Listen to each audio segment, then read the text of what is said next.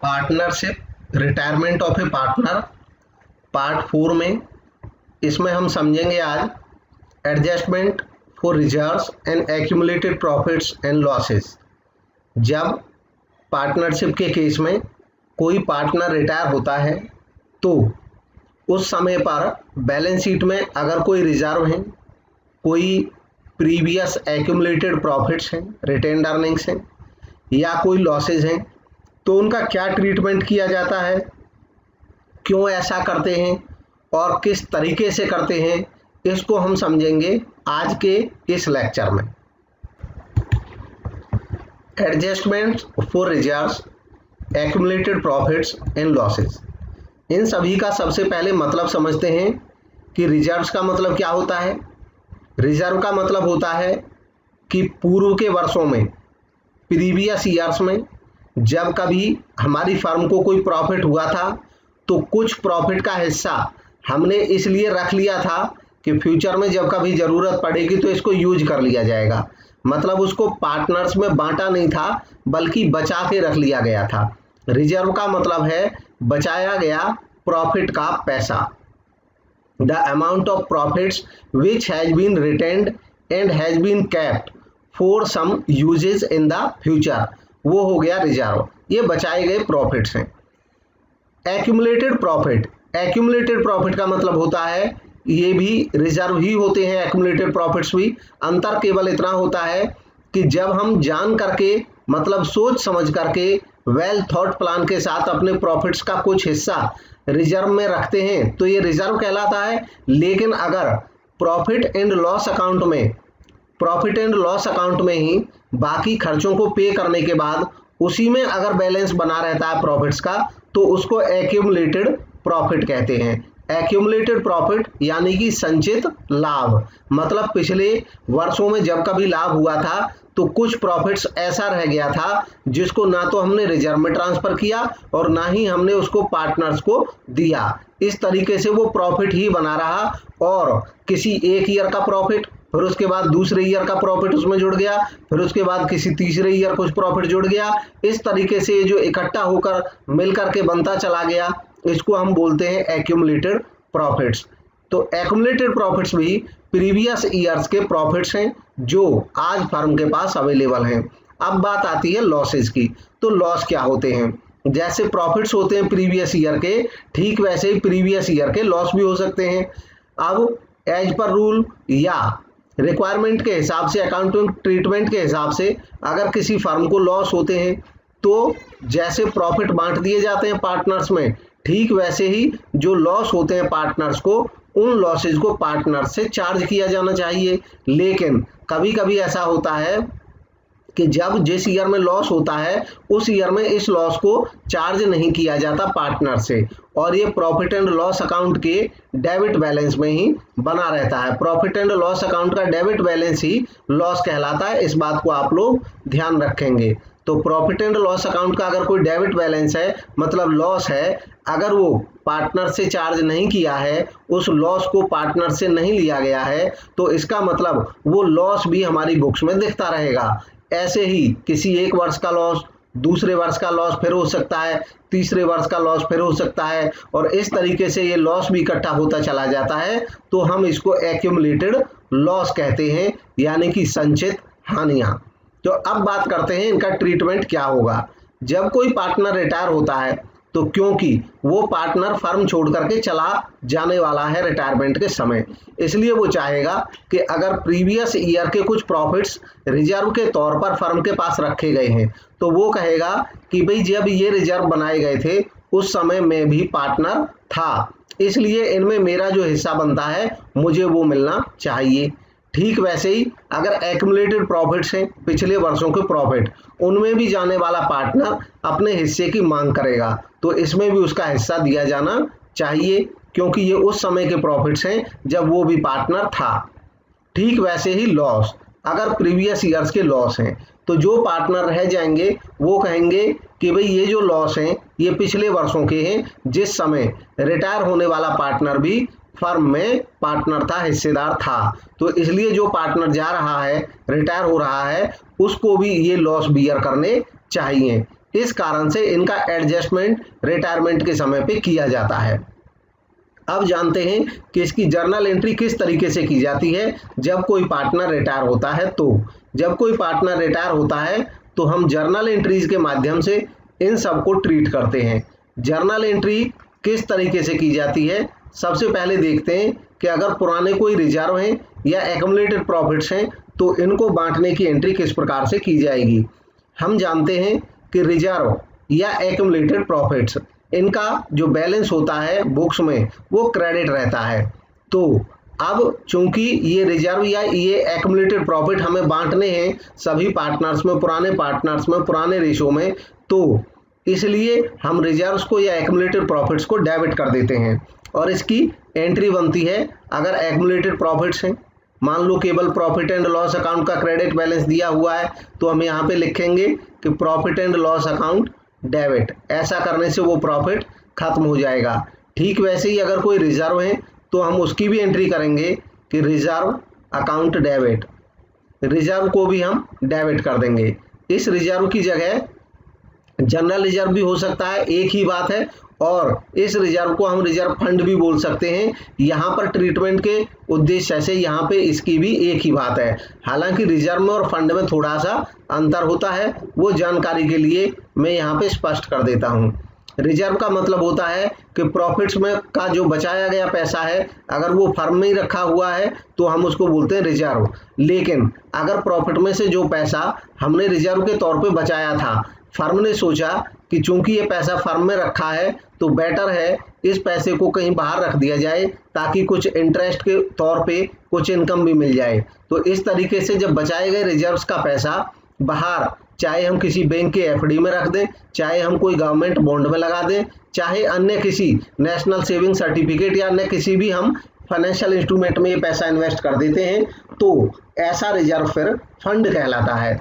बाकी ये दोनों ही, चाहे रिजर्व है चाहे फंड है, अगर ये नॉर्मल है मतलब इनके साथ कोई स्पेशल कंडीशन नहीं है तो ये फ्री रिजर्व होते हैं और इसलिए इनको सभी पार्टनर्स में बांट दिया जाता है फ्रीली जब भी रिटायरमेंट होगा। और रिटायरमेंट ही नहीं, चाहे चेंज इन रेशो है, चाहे एडमिशन हो, चाहे रिटायरमेंट हो, चाहे डेथ हो, सभी केसेस में जब भी कोई पार्टनरशिप में चेंज होगा तो ये जो पुराने रिजर्व्स हैं सामान्यतया ये पुराने रेशियोज में बांट दिए जाते हैं।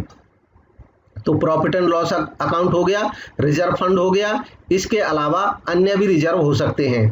ऐसे सभी रिजर्व जो लाभों में से बनाए जाते हैं, रेवेन्यू प्रॉफिट्स में से बनाए जाते हैं, प्रॉफिट एंड लॉस अकाउंट से बनाए जाते हैं, उन सभी को यहाँ पे पुराने रेशियो में बांट दिया जाता है। रिजर्व के अलावा आपको देखने को मिल सकता है workman compensation reserve, workman compensation reserve. अब जो वर्कमैन कंपनसेशन रिजर्व होता है इसका पर्पस होता है कि वर्कमैन या एम्प्लॉय जो संस्था में काम कर रहे हैं उनको कोई अगर भविष्य में कोई दुर्घटना होती है और उससे उनको कोई हानि पहुंचती है तो उनके परिवार के लोग क्लेम कर सकते हैं संस्था पे। तो ऐसे केस में वर्कमैन को कंपनसेशन के लिए कुछ पैसा देना पड़ सकता है। ज़्यादातर संस्थाएं पहले से ही अपने प्रॉफिट्स में से कुछ पैसा बचा करके रखती हैं और इस रिजर्व में कुछ कुछ पैसा हर साल डालती रहती हैं, जिससे ही वर्कमैन कंपनसेशन रिजर्व बन जाता है। अब देखा जाता है कि अगर जिस दिन कोई पार्टनर रिटायर हो रहा है रिटायरमेंट के समय पे अगर कोई वर्कमैन कंपनसेशन से रिलेटेड रिक्वायरमेंट है तो उतना पैसा छोड़ दिया जाता है और बाकी पैसे को इसको भी बांट लिया जाता है। इसको मैं एक एग्जांपल से यहाँ बताता हूँ कि जैसे मान लो वर्कमैन कंपनसेशन रिजर्व में फर्म के पास रखा हुआ है 50,000 रुपये और पता चला कि वर्कमैन कंपनसेशन देना पड़ रहा है, एक्चुअल लायबिलिटी है, कोई एक्चुअल क्लेम है वर्कमैन को चोट लगने का और उसको हम 20,000 रुपये दे रहे हैं। तो हम क्या करेंगे, ये 20,000 रुपये रख लेंगे लायबिलिटी के लिए और 50 में से 20,000 माइनस करके जो 30,000 बचेगा उसको यहाँ पर बांट दिया जाएगा।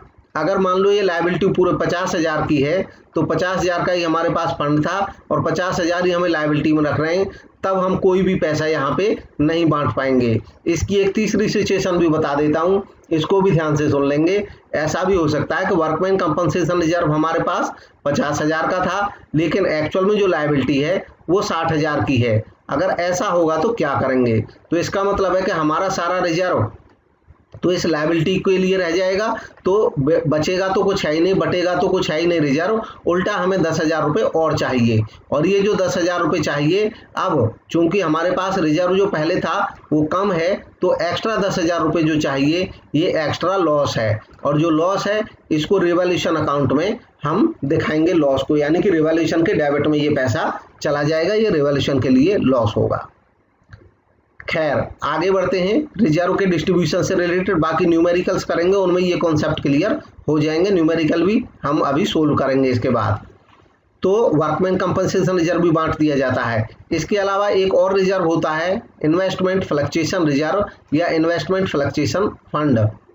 इन्वेस्टमेंट फ्लक्चुएशन फंड ये होता क्या है, क्यों बनाया जाता है और इसका ट्रीटमेंट क्या है।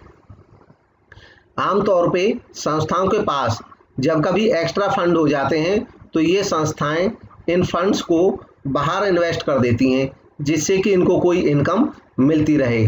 तो जब बाहर ये इन्वेस्ट करते हैं किसी फंड को, तो एक रिस्क रहता है कि मार्केट में अप्स और डाउन चलते रहते हैं। हो सकता है मार्केट में इसकी कीमत बढ़ जाए कभी, और हो सकता है मार्केट में इनकी कीमत गिर जाए। अब संस्था इसमें जब कभी प्रॉफिट्स होते हैं तो इनसे इन्वेस्टमेंट फ्लक्चुएशन फंड बना लेती है, और जब अगर कभी इस इन्वेस्टमेंट में कोई लॉस होगा तो उस लॉस को इस इन्वेस्टमेंट फ्लक्चुएशन फंड से ही पूरा कर लेती है। अब देखा जाएगा क्वेश्चन में कि अगर इन्वेस्टमेंट फ्लक्चुएशन फंड की कोई ज़रूरत पड़ी तब तो पैसा रखा जाएगा, नहीं पड़ी तो इसको भी बाकी रिजर्व की भांति बांट दिया जाता है। इन सभी को इस तरीके से डेबिट करके पार्टनर्स में बांटा जाएगा। पार्टनर्स में बांटने के लिए पार्टनर्स की कैपिटल में पैसा जोड़ा जाएगा। पार्टनर्स की कैपिटल में पैसा जोड़ने का मतलब है कि पार्टनर्स की कैपिटल्स को क्रेडिट किया जाएगा, और इसके लिए यहाँ पे एंट्री होती है टू पार्टनर्स कैपिटल अकाउंट्स। इस तरीके से ये पैसा पार्टनर्स की कैपिटल में जाके जुड़ जाता है। यहाँ पे नरेशन हो जाती है, फॉर या बीइंग लिख सकते हैं, रिजर्व्स या जो भी आइटम है उसका नाम लिख दिया जाएगा। इनमें से रिजर्व या वर्कमैन कंपनसेशन रिजर्व या रिटेन्ड अर्निंग्स यानी कि ये प्रॉफिट्स, एक्यूमुलेटेड प्रॉफिट्स या इन्वेस्टमेंट फ्लक्चुएशन फंड लिख देते हैं। डिस्ट्रीब्यूटेड अमंग पार्टनर्स, डिस्ट्रीब्यूटेड ये नरेशन हो जाती है, डिस्ट्रीब्यूटेड अमंग पार्टनर्स। और याद रखेंगे हमेशा ये बांटा जाता है ओल्ड रेशियो में, इसलिए लिखेंगे इन ओल्ड रेशियो। तो ये तो ट्रीटमेंट हुआ पुराने रिजर्व्स का, एक्यूमुलेटेड प्रॉफिट्स का, और जो भी रिजर्व वर्कमैन कंपनसेशन रिजर्व या इन्वेस्टमेंट फ्लक्चुएशन रिजर्व है। वर्कमैन कंपनसेशन का तो मैंने अभी बताया तीनों सिचुएशंस। अब इन्वेस्टमेंट फ्लक्चुएशन फंड में भी कैसे सिचुएशन हो सकती हैं इसको भी यहाँ पे थोड़ा सा बता देते हैं, फिर इसको न्यूमेरिकल में करा देंगे। इन्वेस्टमेंट फ्लक्चुएशन फंड में क्या आएगा आपको कि जैसे मान लो हमें बुक में दिया हुआ है कि इन्वेस्टमेंट का जो फ्लक्चुएशन फंड है वो 20,000 है, 20,000 रुपीज़।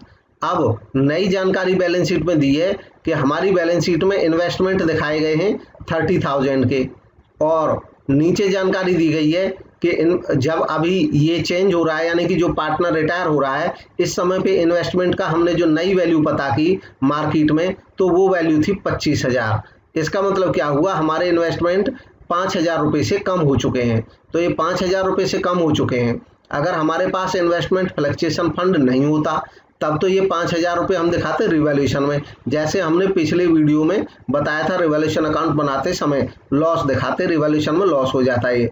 लेकिन क्योंकि अब तो हमारे पास इन्वेस्टमेंट फ्लक्चुएशन फंड है इसलिए रिवैल्यूएशन में ना दिखा करके ये जो 5,000 रुपये की कमी आई है हमारे इन्वेस्टमेंट में, ये इस इन्वेस्टमेंट फ्लक्चुएशन रिजर्व में से रख लिए जाएंगे 5,000 और वो ट्रांसफ़र कर दिए जाएंगे इन्वेस्टमेंट अकाउंट में, और बाकी जो 15,000 बचेंगे वो सभी पार्टनर्स में बांट दिए जाएंगे। इस कॉन्सेप्ट को और क्लियर समझने के लिए अब हम करेंगे कुछ न्यूमेरिकल्स। न्यूमेरिकल्स को करने से पहले ये भी जान लेते हैं कि अगर कोई लॉस होता है तो उसका ट्रीटमेंट किस तरीके से किया जाता है। जैसे प्रॉफिट्स का बताया ठीक वैसे ही लॉस का भी होता है। अगर कोई पुराने लॉस हैं तो उसको चूंकि हमें चार्ज करना है जाने वाले पार्टनर से, तो तरीका ये है सिंपली, अगर क्वेश्चन में कुछ स्पेसिफिक इंस्ट्रक्शन ना हो इस बारे में तो जितने भी पार्टनर्स हैं उनको पुराने रेशियो में ये सब चार्ज कर लिया जाएगा। एंट्री हो जाती है पार्टनर्स कैपिटल अकाउंट डेबिट, जितने भी पार्टनर्स हैं partners capital account debit, partners की कैपिटल डेबिट कर दी जाएगी कम करने के लिए कैपिटल को। And to profit and loss account, जो लॉस होगा उसको चार्ज कर लिया जाएगा इन सभी पार्टनर से। लॉस के अलावा अगर कोई फिक्टिटियस एसेट है तो उस फिक्टिटियस एसेट को भी राइट ऑफ कर दिया जाता है। फिक्टिशियस एसेट का मतलब होता है ऐसी एसेट जो एसेट है नहीं लेकिन मान ली गई हैं।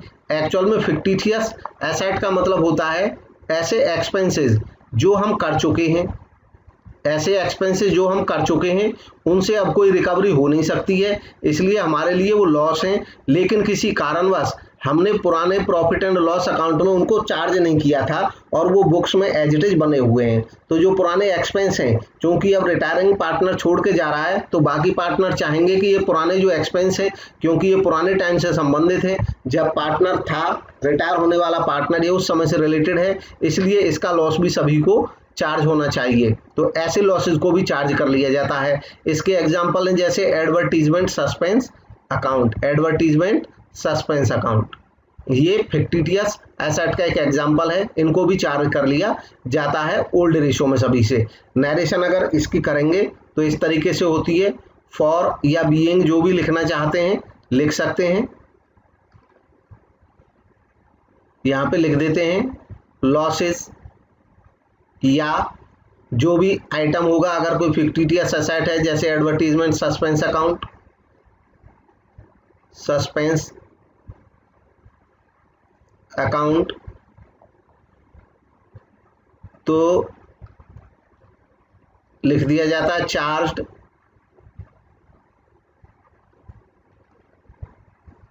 फ्रॉम ऑल पार्टनर्स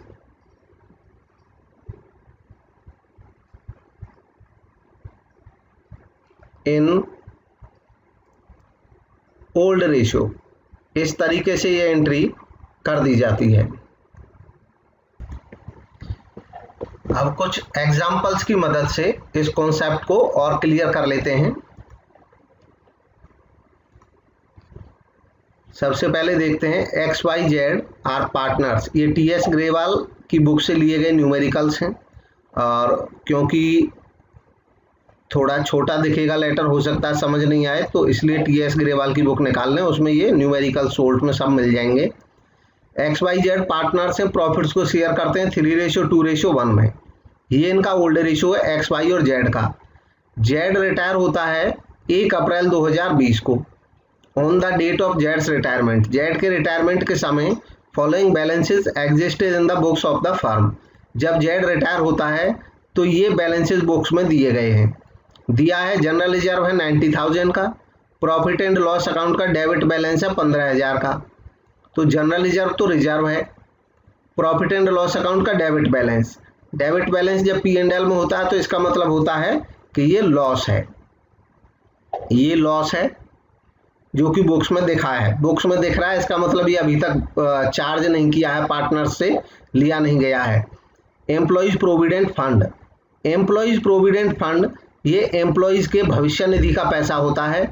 जब एम्प्लॉइज रिटायर होते हैं तो उनके रिटायरमेंट के समय ये उनको दिया जाता है।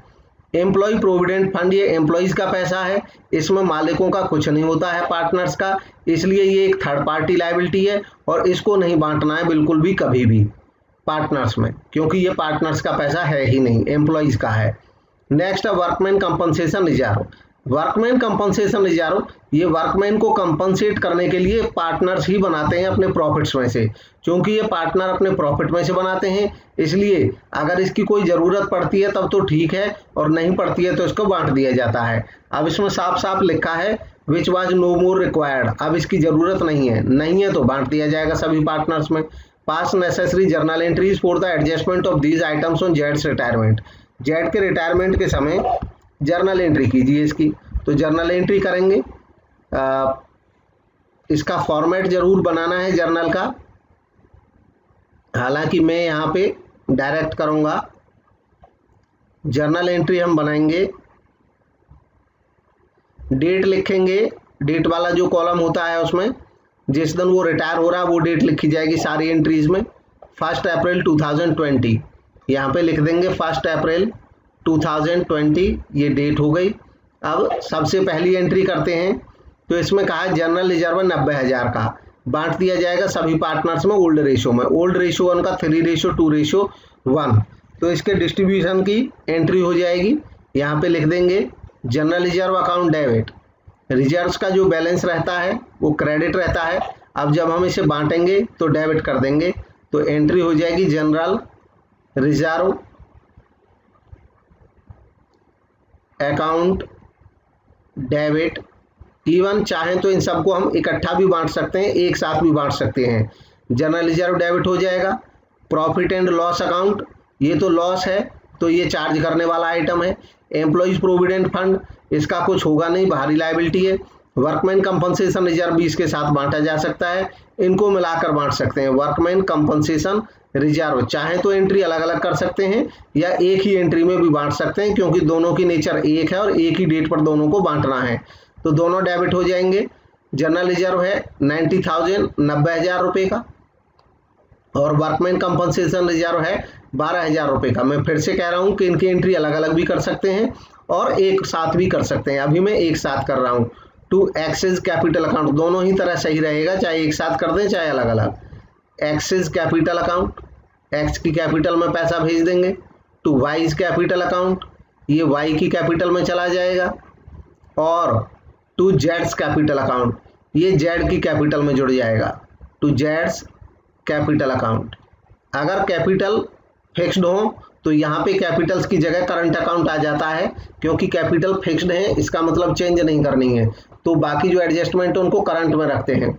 जब ये नहीं बताया जाए क्वेश्चन में कि कैपिटल फिक्स्ड है या फ्लक्चुएट है, तो हमेशा उनको फ्लक्चुएट मानना है और सारी एडजस्टमेंट एंट्रीज कैपिटल अकाउंट के माध्यम से करनी है, जैसे इसमें कर रहे हैं। तो 90 और 12,000 ये टोटल हो जाएगा 1,02,000। इस पैसे को बांट दिया जाएगा सभी पार्टनर्स में। ये पार्टनर्स हैं 3 2 5 1 6, तो 3/6 2/6 और 1/6 के रेशो में इनमें बांट दिया जाएगा। इसको हम डिस्ट्रीब्यूट करके लिख देते हैं।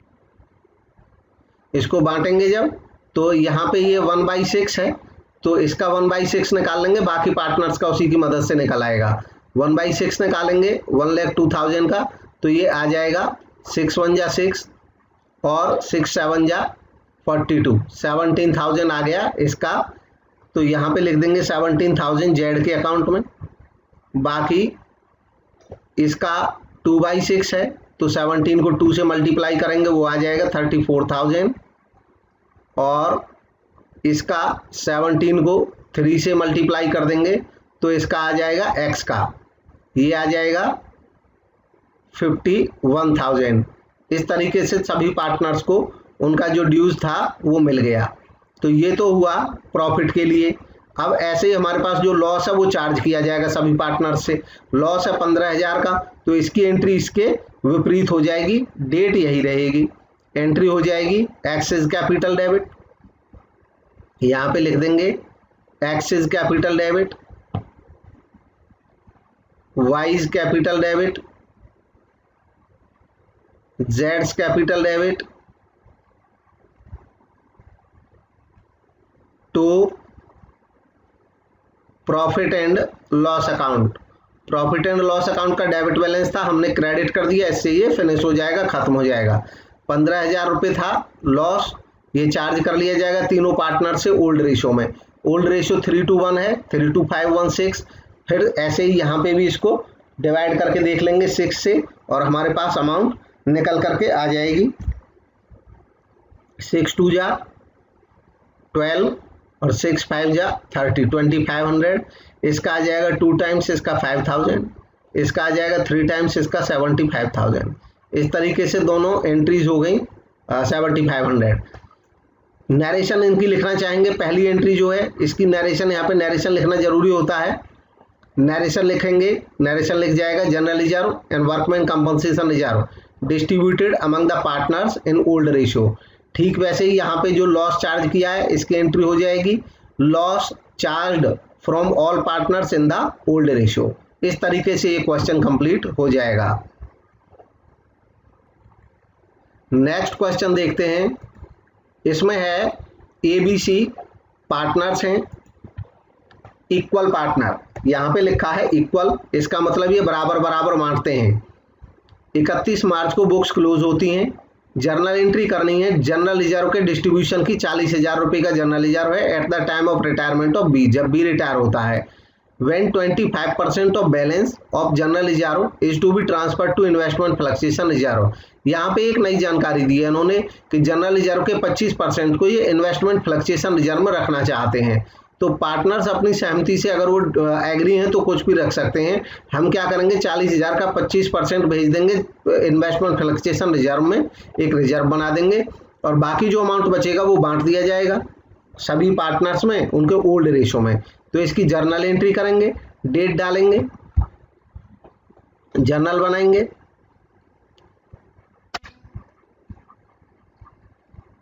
डेट डाल देंगे 31 मार्च।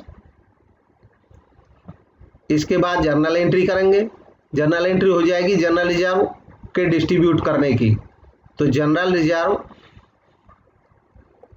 Account debit, total general reserve है 40,000 का, इसमें से वो कह रहे हैं 25% रखना है इन्वेस्टमेंट फ्लक्चुएशन रिजर्व में। तो यहाँ पे लिख देंगे टू इन्वेस्टमेंट फ्लक्चुएशन रिजर्व। 40,000 का 25% निकाल लेंगे, ये आ जाएगा 10,000, 10,000 रुपीज़। बाकी बचा 30,000, वो बांट दिया जाएगा तीनों पार्टनर्स में, to A's capital, to B's capital और टू सीज कैपिटल। 30,000 रुपये को इक्वली बांटना है तो तीनों पार्टनर्स को 10-10 हज़ार रुपये ही मिलेगा।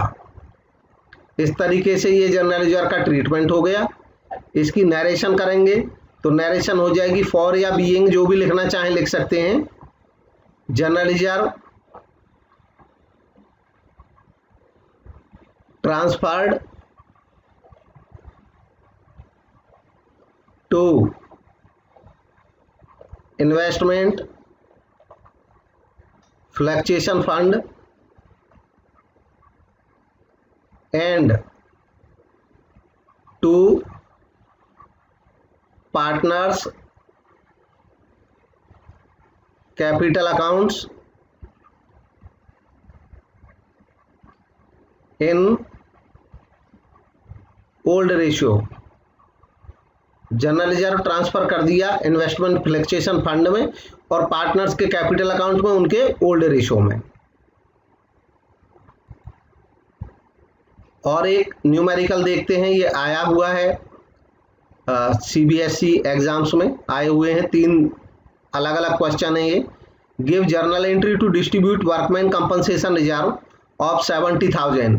वर्कमैन कंपनसेशन रिजर्व है 70,000 का, इसकी एंट्री करनी है at the time of retirement of Niti when there is a claim of ₹25,000 against it, जब इसके अगेंस्ट 25,000 का एक क्लेम हो।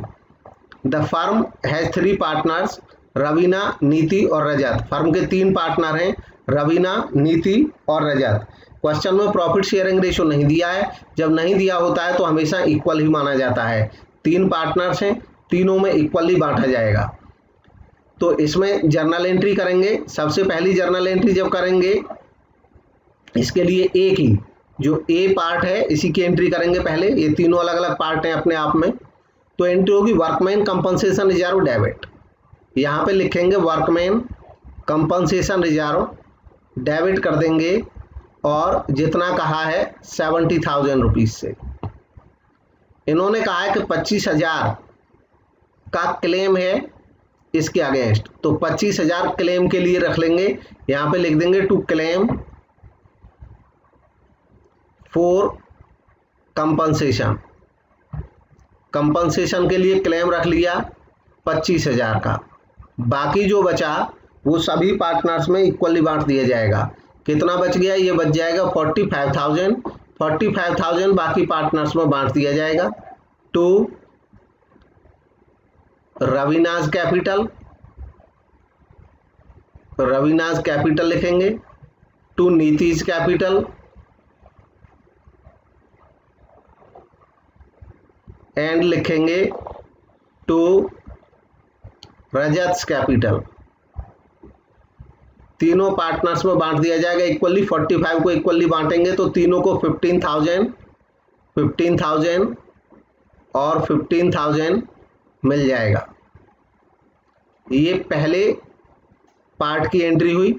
इसकी नरेशन लिख देंगे। For workman compensation reserve distributed among all partners after providing some amount for claim against compensation। Next करेंगे B part की एंट्री। इसके लिए कहा गया है, इसको पढ़ते हैं। Give journal entry to distribute workman compensation reserve. इनके पास भी वर्कमैन कंपनसेशन रिजर्व है 60,000 रुपये का। Eight the time of retirement of सज्जन, सज्जन के रिटायरमेंट के समय। When there is no claim against it, जब इसके अगेंस्ट कोई क्लेम नहीं है। द फर्म हैज 3 पार्टनर्स, रजत, सज्जन, कविता।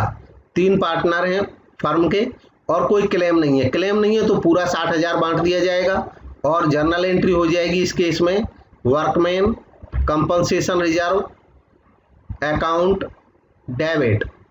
ये हो जाएगा 60,000 रुपये से 60,000 से और बांट दिया जाएगा पूरा सभी पार्टनर्स में। To Rajat capital, to Rajat capital, to Sajjan capital and to Kavita's capital. इस तरीके से तीनों पार्टनर्स में इक्वली बांट दिया जाएगा। 20,000, 20,000 और 20,000। नरेशन लिख देंगे workman compensation reserve distributed among all partners in old ratio. Next देखेंगे C point. Give journal entry to distribute investment fluctuation reserve ₹4,000 at the time of retirement of Z. Z के retirement के समय investment fluctuation reserve 4,000 का, इसको distribute करने की entry करनी है। फिर इसमें कहा गया when investment market value 19,000 appears eight 20,000 the firm has 3 partners XYZ। इनके पास इन्वेस्टमेंट फ्लक्चुएशन रिजर्व है 4,000 का, लेकिन यहाँ जानकारी दी है कि कुछ इन्वेस्टमेंट है इनके पास जिनकी मार्केट वैल्यू 19,000 है, जबकि ये बुक्स में अपीयर हो रहे हैं 20,000 पे। मार्केट वैल्यू 19,000 है, यानी कि इनकी वैल्यू आज की डेट में 1,000 कम हो गई है, तो ये एक लॉस हो गया। अब लॉस को इन्वेस्टमेंट फ्लक्चुएशन रिजर्व से चार्ज कर लेंगे क्योंकि हमारे पास रिजर्व है। तो रिजर्व से चार्ज करने की एंट्री कैसे बनेगी, यहाँ पे हम लिखेंगे इन्वेस्टमेंट फ्लक्चुएशन रिजर्व डेबिट,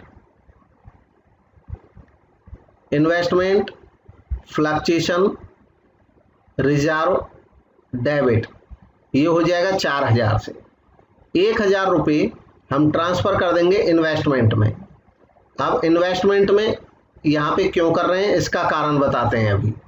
क्योंकि वो कह रहे हैं कि इन्वेस्टमेंट की मार्केट वैल्यू 19,000 है, तो जब कोई भी चेंज इन होता है पार्टनरशिप में, चाहे एडमिशन का हो, चाहे रिटायरमेंट का हो, चाहे चेंज इन रेशियो हो, तो एसेट्स को रीवैल्यू किया जाता है। अब ये 20,000 की एसेट 19,000 हो गई, तो 1,000 कम करना ही है। कम करेंगे तो इन्वेस्टमेंट को क्रेडिट करना है 1,000 से, तो इसलिए इन्वेस्टमेंट को 1,000 से क्रेडिट करना है।